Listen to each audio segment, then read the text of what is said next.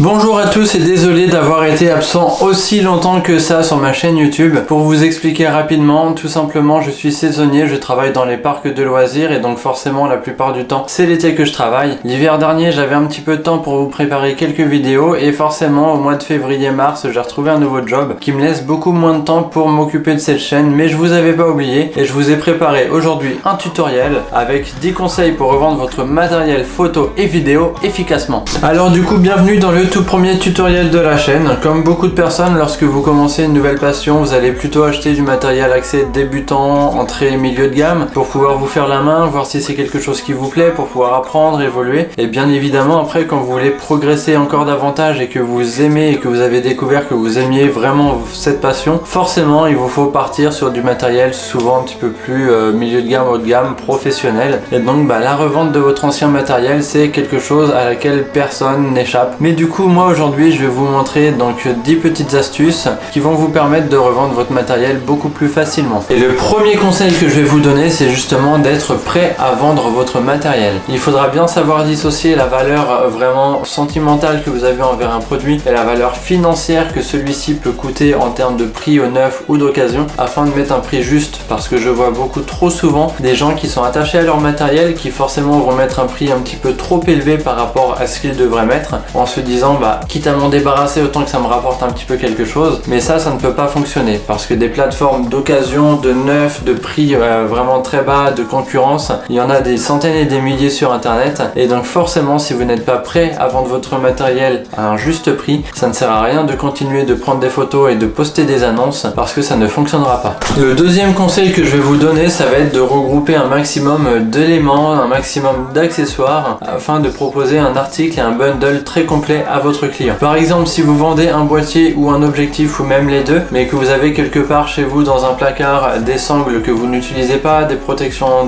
d'écran, des bouchons d'objectif, des pare-soleil, des cartes SD ou alors tout autre accessoire, des batteries supplémentaires, un trépied, peu importe, essayez de lui proposer un bundle complet. Premièrement, il faut savoir que tout ce qui est accessoires, c'est très difficilement vendable à l'unité. Ça attire vraiment très peu de monde et c'est très compliqué à revendre. Alors autant essayer de les inclure dans un pack afin de pouvoir s'en débarrasser plus facilement et faire un petit peu plus de place chez soi. Et en plus de ça, ça rassurera l'acheteur qui lui n'aura pas besoin d'aller courir dans tel ou tel magasin afin de pouvoir compléter le setup qu'il va vous acheter parce qu'il n'aura pas la carte SD ou parce qu'il manque un bouchon d'objectif, etc. En plus de ça, mettez-vous à la place d'un client qui est débutant, qui n'a jamais fait de photographie. S'il faut qu'il aille essayer par exemple un boîtier mais qui n'a pas l'objectif qui est vendu avec, il pourra pas essayer le boîtier sans objectif. Et même chose dans l'autre sens, s'il veut aller acheter un objectif mais qu'il n'a pas encore le boîtier, ce sera difficile de l'essayer et de voir si ça fonctionne bien sans avoir tout le matériel complet. Donc plus vous proposerez un bundle complet, plus ça pourra rassurer le client et plus ce sera facile pour vous de le vendre. Mon troisième conseil sera, maintenant que vous avez tous vos articles qui sont réunis devant les yeux, de passer au nettoyage. Même si vous êtes quelqu'un de très maniaque, on le sait tous, il y a toujours des poussières qui viennent se mettre au niveau de la lentille frontale ou alors au niveau des molettes. Pour ce faire, vous pouvez prendre une poire ou un pinceau afin de retirer ces poussières et de donner un aspect neuf à votre matériel. Vous pouvez aussi détacher la sangle et la sacoche de transport, les mettre dans la machine à laver. Si vous voulez pousser le nettoyage un peu plus loin, vous pouvez aussi retirer les grippes de votre objectif et les passer sous l'eau savonneuse pour leur redonner une belle couleur noire. Enfin, sur tout ce qui est appareil photo, réflexe et hybride, il faut savoir que le capteur est quelque chose qui se nettoie assez régulièrement, au moins 1 à 2 fois par an. Du coup, si vous avez les moyens de le faire vous-même, ce sera toujours un gros plus lors de la vente pour le prochain acheteur. Quoi qu'il en soit, plus votre matériel aura l'air neuf, plus ce sera facile de le vendre. Si jamais vous avez encore le carton d'emballage, d'éventuelles notices, factures d'achat ou de réparation, fournissez tout au prochain acheteur. Ça montrera que votre produit a toujours été bien entretenu et ça le mettra en confiance. Mon quatrième conseil concernera la prise de vue pour les photos que vous mettrez dans votre annonce. N'utilisez surtout pas de photos catalogue tirées d'internet. On risquerait de confondre votre annonce avec une publicité par exemple. Il faut que vous montriez votre produit tel qu'il est, avec une bonne lumière, un joli fond, mais surtout montrez votre objet dans sa totalité. N'essayez pas de cacher les défauts parce que l'acheteur s'en rendra forcément compte tôt ou tard et ça pourrait jouer en votre défaveur.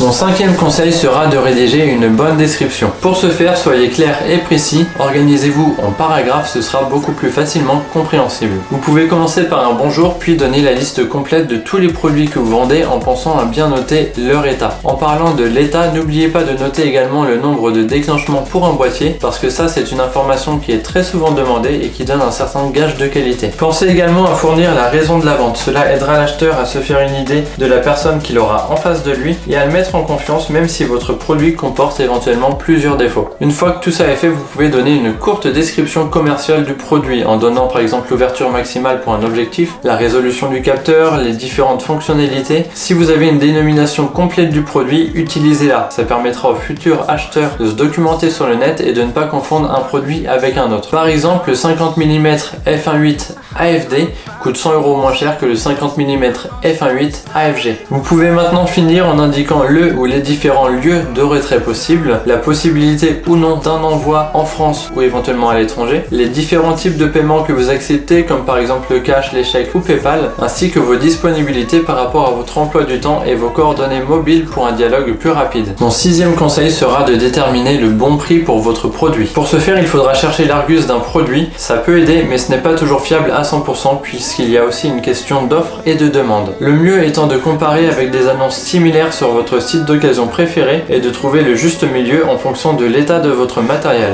Un facteur déterminant sera aussi l'urgence de vendre votre matériel. Effectivement, si jamais vous avez besoin de déménager à la fin de la semaine ou que vous avez un besoin financier rapide, alors proposez un prix attractif directement afin de vendre beaucoup plus rapidement. Le 7e conseil est sûrement l'un des plus importants que je vais vous donner et c'est la transparence. Si vous voulez que la transaction se passe dans de bonnes conditions, dans ce cas-là, mettez toutes les chances de votre côté. Cela passera par des photos ainsi qu'une description honnête du produit et un prix fixé correctement. Si des éléments ou des anomalies sont cachés sur votre annonce, l'acheteur s'en rendra forcément compte lors de la remise en main propre et il pourra s'en servir pour négocier le prix ou même annuler la vente. Alors je vous le dis et je vous le répète, tout n'est qu'une histoire de confiance et ça c'est vraiment le plus important. Il est maintenant temps de publier votre annonce et mon 8e conseil sera de faire attention à l'endroit et au moment que vous allez poster votre annonce parce qu'effectivement ces deux facteurs seront déterminants afin d'assurer une large visibilité auprès d'un large public. Pour ma part, j'utilise deux plateformes différentes. Le Bon Coin pour la proximité du service qui vous permet de rechercher des annonces dans votre ville ou votre département, contrairement à Rakuten, Amazon ou eBay qui implique un envoi postal dans 95% des cas. J'utilise également le service Marketplace de Facebook qui touche énormément de monde et qui permet de partager une annonce beaucoup plus facilement sur les réseaux sociaux. Pour finir, favorisez toujours une publication en début ou milieu d'après-midi afin que celle-ci reste visible jusqu'au soir. Pensez également à poster avant ou après les vacances d'été, mais pas pendant parce que vous aurez forcément beaucoup moins de visibilité. Mon 9e conseil portera sur la prise de contact par un potentiel acheteur. Montrez-vous disponible pour lui fournir une réponse rapide à ses questions ou éventuellement des photos supplémentaires. Ayez également une connaissance de votre produit afin de ne pas le laisser sans réponse et tentez de rester à son écoute et de lui proposer d'éventuelles alternatives si vous sentez qu'il y en a besoin afin de conclure la vente. Normalement, si tout se passe bien, un rendez-vous sera donc donné pour une remise en main propre. Et c'est là qu'intervient mon 10e conseil. Attention, ce n'est pas parce que vous avez un rendez-vous avec quelqu'un que la vente sera forcément conclue. Si jamais quelqu'un vous propose une autre proposition, ne restez pas fermé et ne rejetez pas sa proposition. Si jamais la première personne venait à disparaître sans laisser de traces et à ne plus vous recontacter, vous seriez alors très content d'avoir un plan B pour pouvoir vendre votre matériel à quelqu'un d'autre. Pour ma part, je n'aime pas recevoir d'inconnus chez moi pour des raisons de sécurité. Dans ce cas-là, n'hésitez pas à leur donner rendez-vous dans un parc, en bas de votre résidence ou dans un lieu fréquenté et éventuellement à vous faire accompagner d'un parent ou d'un ami afin de procéder à la transaction. N'oubliez pas non plus de prévoir du temps au cas où l'acheteur serait hésitant ou alors s'il aurait envie d'essayer un petit peu plus longuement votre matériel. Ne soyez pas non plus intimidé par lui parce que certains adorent utiliser leur prestance afin de vous faire baisser le prix. Il faut que vous restiez ferme mais ouvert à une éventuelle négociation. Et enfin, pour finir, si quelque chose vous semble louche ou alors que l'acheteur se montre trop insistant envers vous, n'ayez pas peur de refuser la vente. Si vous avez suivi tous mes autres conseils, je pense qu'il y a d'autres acheteurs qui prendront contact avec vous.